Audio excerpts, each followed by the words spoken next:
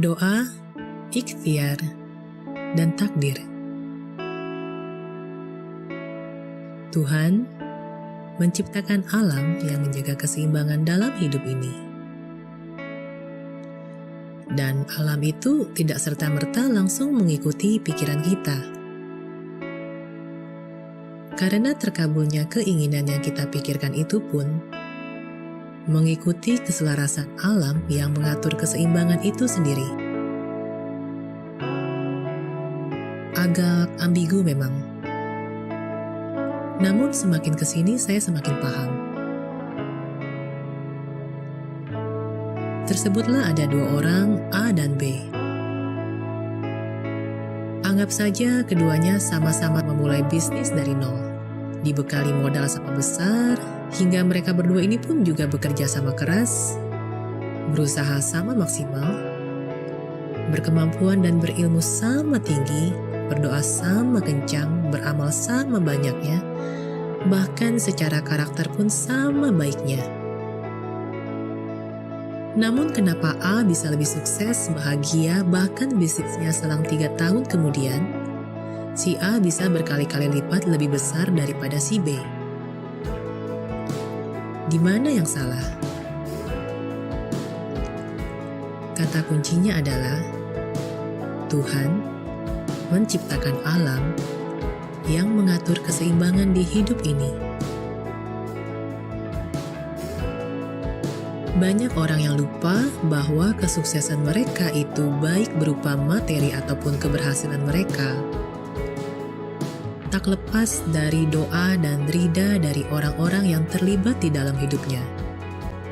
Sehingga bisa jadi mengapa si B tidak sesukses si A, bisa jadi pasangan si B khawatir jika si B sukses, maka si B akan tidak setia, atau akan menjadi lebih pemarah, emosian, dan anak si B juga mungkin khawatir jika si B sukses, maka semakin B kurang waktunya. Orang tua si B khawatir juga jika si B makin sukses, maka akan semakin susah dinasihati. Hingga guru dan mentor si B pun khawatir jika si B sukses, hidupnya belum tentu akan tetap humble dan otot berbaginya tetap akan sama kuatnya seperti sekarang.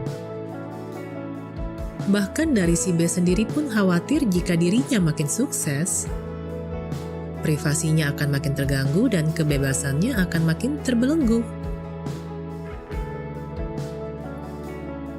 Nah, kekhawatiran dan ketakutan dari orang-orang sekitar hingga belenggu dari diri si B ini sendiri yang membuat Tuhan menyeimbangkan semua itu dengan memberikan porsi yang cukup menurut versi alam itu sendiri.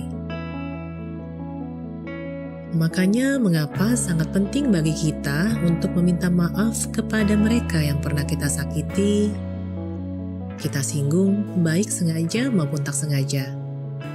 Bahkan mengapa sangat penting bagi kita untuk memaafkan mereka yang pernah menyakiti kita,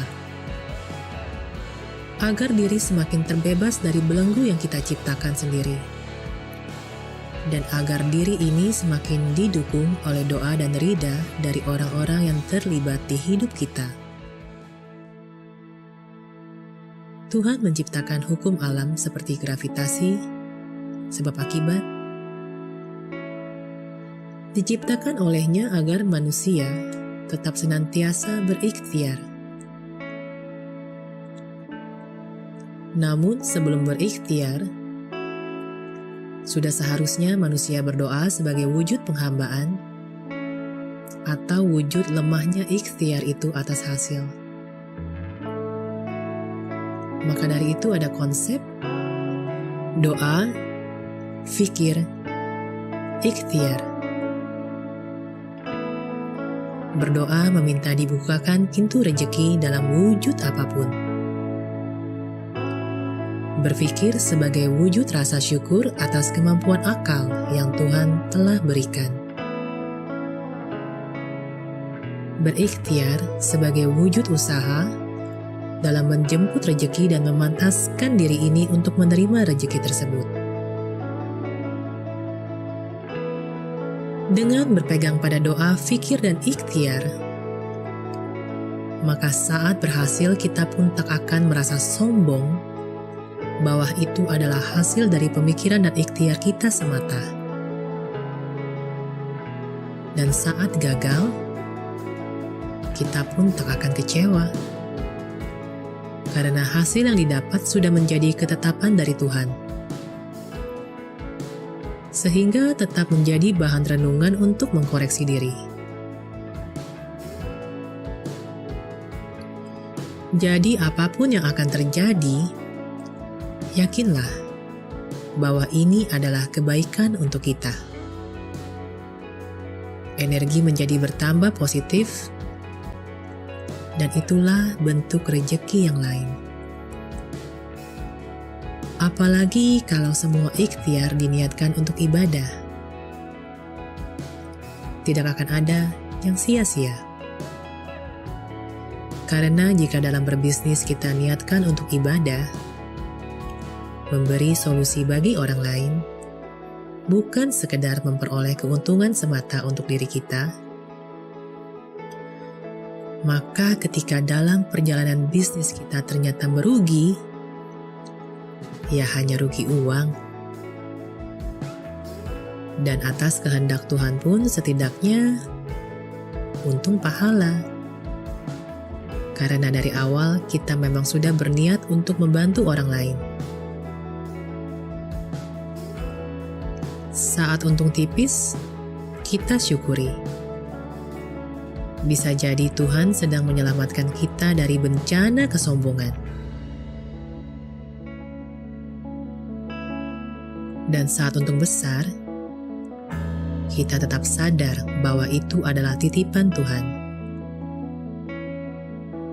di mana kita diberikan kemuliaan untuk menyalurkan ke mereka yang lebih kekurangan. Mungkin akan ada yang bertanya lagi, kenapa ada yang lebih sukses dan lebih segala-galanya? Padahal sembahyang gak pernah, sedekah gak pernah, kelakuan pun minus, bisnis padahal sering nipu. Sebenarnya di tiap agama, saya yakin dibahas jawabannya, baik secara detail ataupun tersirat. Namun, untuk penjelasan yang lebih mudah dicerna, seorang sahabat saya yang Muslim mengatakan, di agama Islam sendiri ada istilah istiraj. Dan inilah yang menjawab kenapa alasannya. Semoga bermanfaat. Saya Christina Lee, sampai jumpa di video saya selanjutnya.